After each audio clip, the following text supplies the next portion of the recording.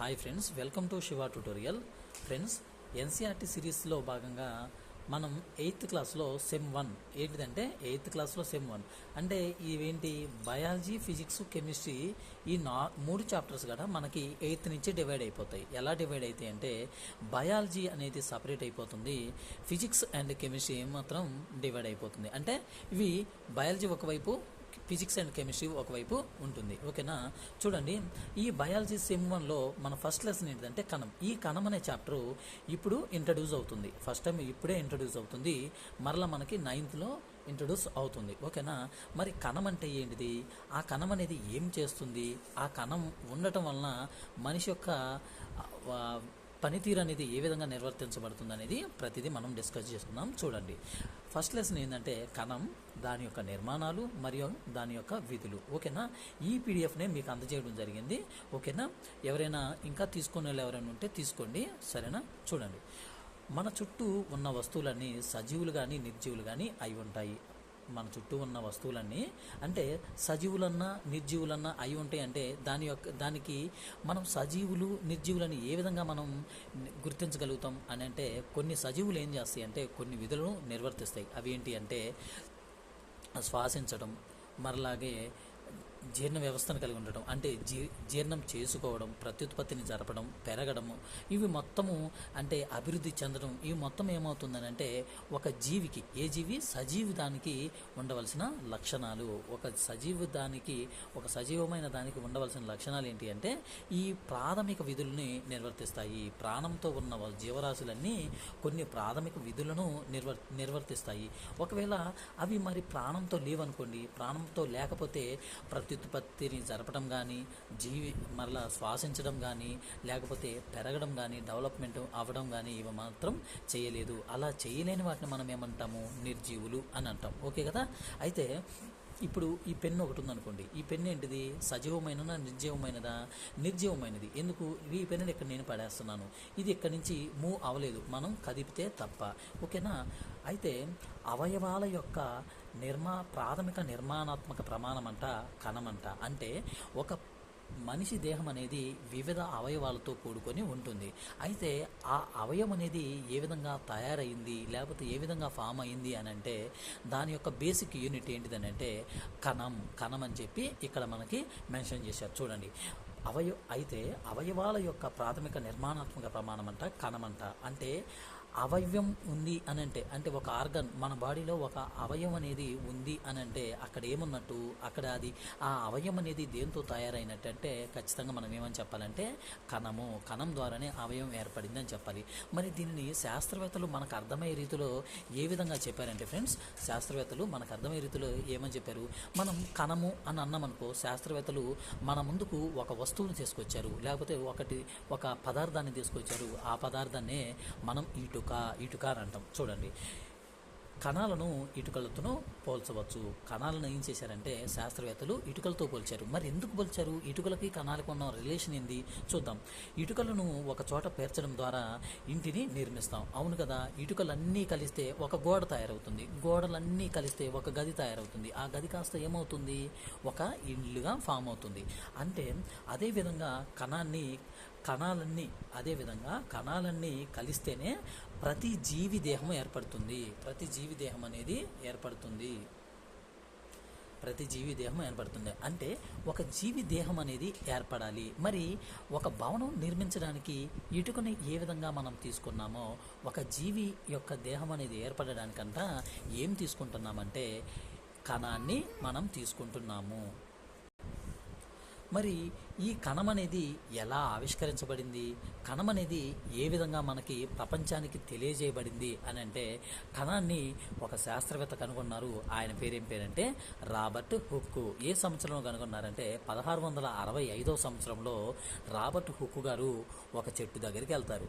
వెళ్ళి ఆ చెట్టు బెరడు ఉంటుంది కదా, అంటే చెట్టు ఉంటుంది, దానికి కాండం ఉంటుంది కదా, కాండం పైన ఒక బెరడును తీసుకొని దాన్ని ఏం చేశారంటే చేశారంటే బాగా పలుచగా తరిగిన తర్వాత సూక్ష్మదర్శిని కింద పెట్టి చూశారు. సూక్ష్మదర్శిని కింద ఆయన తరిగిన ఆ చెట్టు బెరడు తీసుకుని వెళ్ళి ఆ సూక్ష్మదర్శిని కింద పెడితే ఏం కనిపించిందంటే ఆయనకి ఆ కణం అనేది, ఆ చెట్టు బెరడు అనేది ఒక గదుల్లాగా ఏర్పడింది. అంటే గదులతో కూడిందంట. అంటే చిన్న చిన్న గదులు ఈ విధంగా ఒకసారి చూపిస్తాను చూడండి. ఇలా ఈ విధంగా ఈ చిన్న చిన్న గదులుగా ఆయనకు కనిపించిందంట. ఆ గదుల్ని ఆయన ఏమన్నారంటే కణము, ఆ గదుల్ని ఏమన్నారంటే కణము అని పేరు పెట్టారు. ఓకేనా? ఓకే. అయితే ఇక్కడ ఏమైందంటే రాబర్ట్ హుక్ గారు 1665 సంవత్సరంలో ఒక కణాన్ని కనుగొన్నారు కదా. ఆ కణాన్ని ఏ రకమైన కణము అని అడిగితే మనల్ని నిర్జీవమైన కణము. ఎక్కడ కనుగొన్నారు? చెట్టు యొక్క బెరడులో కనుగొన్నారు. ఓకేనా? అయితే ఆ రాబర్ట్ హుక్ గారు కనుగొన్న తర్వాత ఏమైందంటే చాలా సంవత్సరాల దాకా మనకి దాని గురించి ప్రస్తావన రాలేదు. ఎందుకు చెప్పండి ఫ్రెండ్స్? ఎందుకనంటే అక్కడ సూక్ష్మదర్శినిల కాలం అనేది 1665 సంవత్సరంలో అతి తక్కువగా ఉంది. కాబట్టి చాలా టైం పట్టింది. ఒక కణాన్ని దాన్ని మొత్తాన్ని మనం బయటికి లాగడానికి చాలా అంటే చాలా టైం పట్టింది. ఎందుకంటే సూక్ష్మదర్శినిలు మెరుగైనవి లేవు. ఇప్పుడు చెప్పిన కంటెంట్ అంతా ఇదే. ఒకసారి మీకోసం నేను చదివి వినిపిస్తాను చూడండి. 1665 సంవత్సరంలో రాబర్ట్ హుక్ సూక్ష్మదర్శినితో బెండు మొక్కలను పరిశీలించాడు. బెండు అనేది చెట్టు బెరడులోని ఒక భాగమంట. బెండు అనేది ఎక్కడంట? చెట్టు బెరడులోని ఒక భాగమంట. ఆయన బెండును పలుచుగా తరిగిన తర్వాత దానిని సూక్ష్మదర్శినిలో పరిశీలించారు. బెండుని పలుచుగా తరిగి ఏం చేశారు? ఒక సూక్ష్మదర్శిని కింద పెట్టారు. పెడితే ఏమైంది? తరిగిన బెండు మొక్క గదులుగా లేదా అరలుగా విభజించి ఉండడాన్ని ఆయన ఏం చేశారంటే గమనించారు. బెండంట తరిగిన తర్వాత సూక్ష్మదర్శిని కింద పెడితే ఎలా కనిపించిందంటే గదులుగా ఉన్నట్టు, అరలుగా ఉన్నట్టు ఆయన గుర్తించారంట. ఈ గదులు తేనెపట్టు చూసే ఉంటారు కదా ఫ్రెండ్స్. చాలామందికి తేనె తెలుసు. ఆ తేనెపట్టుని మనం ఈ విధంగా పెండక ముందు కనుక చూస్తే ఏమవుతుందనంటే ఒక అరల మాదిరిగా, అంటే ఎలా ఉంటుందనంటే ఇలా సేమ్ ఇలానే ఈ విధంగా ఉంటుంది. అంటే ఈ తేనెపట్టులో గదుల వలె ఉన్నాయంట. మరి ఈ తేనెపట్టులో ఉన్న ఈ గదులంతా ఒక విభాజకం మనకు అర్థమయ్యే రీతిలో చెప్పాలి అని అంటే ఒక వంటగది ఉంది, ఒక హాల్ ఉంది, ఒక బెడ్రూమ్ ఉంది. అవి అన్నీ వేరువేరుగా ఏ విధంగా అవుతున్నాయి? ఒక గది వలన, గోడ వలన ఏమవుతున్నాయి అంటే ఇది వంటగది, ఇది బెడ్రూము, ఇది హాలు, ఇది కిచెను, ఇది వాష్రూమ్ అని ఏ విధంగా మనం ఐడెంటిఫై చేయగలుగుతున్నామో అదే విధంగా అంట ఈ హుక్ గారు కనుగొన్న ఆ ప్రతి గది అంటే కణంలోనంట ఒక్కొక్కటి ఒక విభాజకం ద్వారా విభజించబడినట్లు ఆయన గుర్తించాడంట. ఓకేనా ఫ్రెండ్స్? అయితే ఈ హుక్ గారు ప్రతి గదిని కణమని నామకరణం చేశాడు. ఒక పిల్లవాడికి ఏ విధంగా నామకరణం చేస్తారో ఆ కణానికి, ఆ గదికి ఒక నామకరణం చేశారు. దానిని ఏంటిదంటే కణమని నామకరణం చేశారు. అందుకనే మనము మొట్టమొదటిగా కణాన్ని కనుగొన్నది ఎవరు అని అంటే ఏమని చెప్తారు మీరు? Robert hook. ఏ కణాన్ని కనుగొన్నారు? నిర్జీవ కణం. ఏ సంవత్సరంలో కనుగొన్నారు? 1665 సంవత్సరంలో. మరి ఎక్కడ కనుగొన్నారు? చెట్టు యొక్క బెరడులో నుంచి తీసుకున్న దాన్ని సూక్ష్మదర్శిని కింద పరిశీలిస్తే మనం ఆయనకి ఆ చెట్టు బెరడు అనేది చిన్న చిన్న అరలలాగా గదుల్లాగా కనిపించబడి, ఇది కాన్సెప్ట్ బ్రదర్, ఇది కాన్సెప్ట్ ఫ్రెండ్స్. ఓకేనా? ఖచ్చితంగా మీరు దీనిని నేర్చుకోవాలి. అయితే ఈ మెరుగైన సూక్ష్మదర్శినులు ఇప్పుడు ఈ రాబర్ట్ హుక్ గారు ఈ కణాన్ని కనుగొన్న తర్వాత ఆ కణం గురించి ప్రస్తావన ఏమైందంటే చాలా రోజులకి, చాలా సంవత్సరాలకు వచ్చింది. ఎందుకనంటే వాటి యొక్క వృద్ధి, ఆ సూక్ష్మదర్శినులు సరిగ్గా లేవు కాబట్టి అంత టైం పట్టింది. అంటే కణం గురించి తెలవకుండా ఉంది అనంటే అలా అని కాదు. ఎందుకంటే తెలిసింది, కాకపోతే పూర్తి డీటెయిల్గా తెలవడానికి కొంచెం ఎక్కువ టైం పట్టింది. అంటే కణంలో కణాంగాలు ఉంటాయి కదా. మీకు కణాంగాలు అంటే ఏంటియో నేను ఒక్క సింపుల్గా మాట చెప్తాను చూడండి.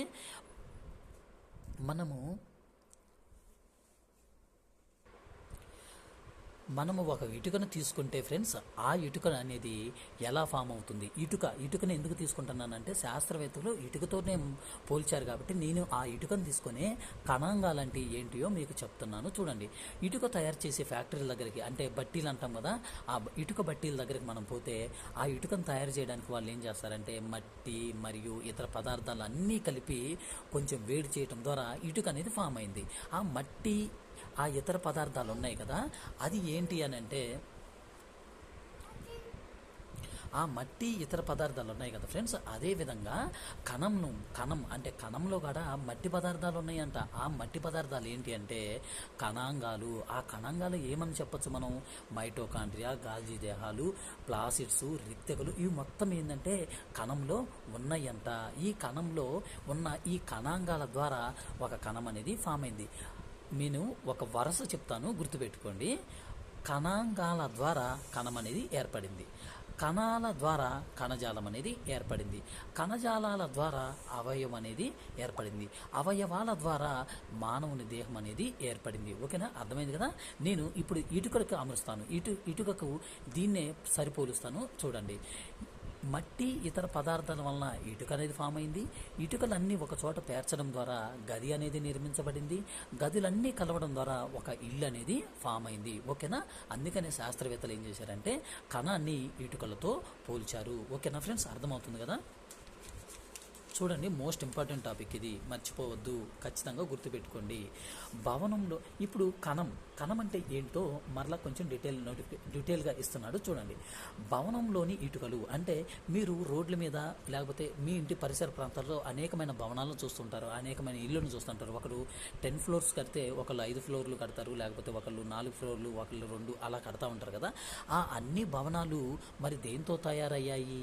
ఇటుకలతోనే తయారైనవి. అంటే అవును కదా, ఇటుక అనేది ఆ భవనం నిర్మించబడడానికి ప్రాథమిక యూనిట్, బేసిక్ యూనిట్. అలానే కణాలు, సజీవులలోని కణాలు అంటే చదువుతాను చూడండి.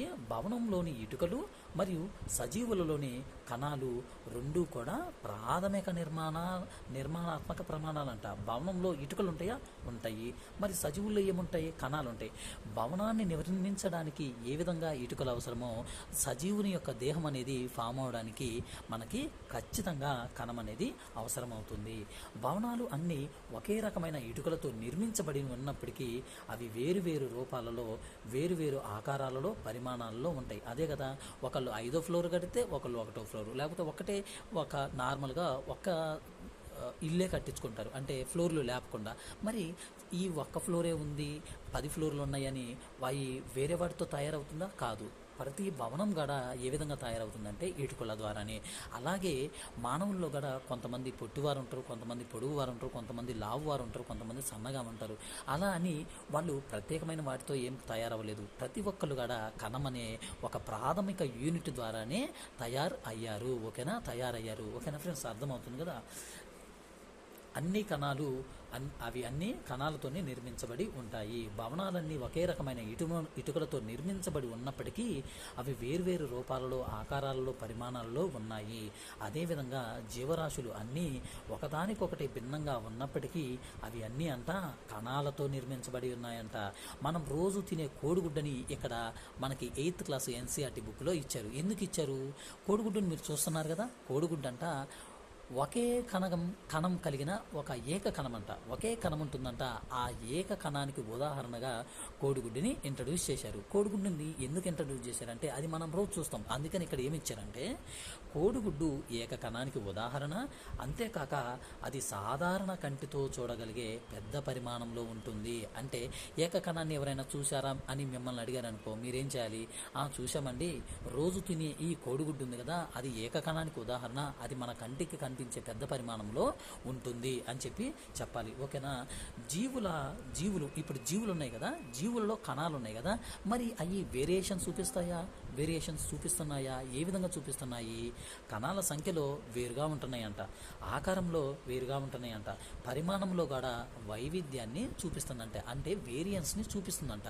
అంటే ఒక ఎలకుంది, ఒక ఏనుగుంది, ఒక మానవుడు ఉన్నాడు, ఒక ఉడతుంది, ఒక బల్లుంది, ఒక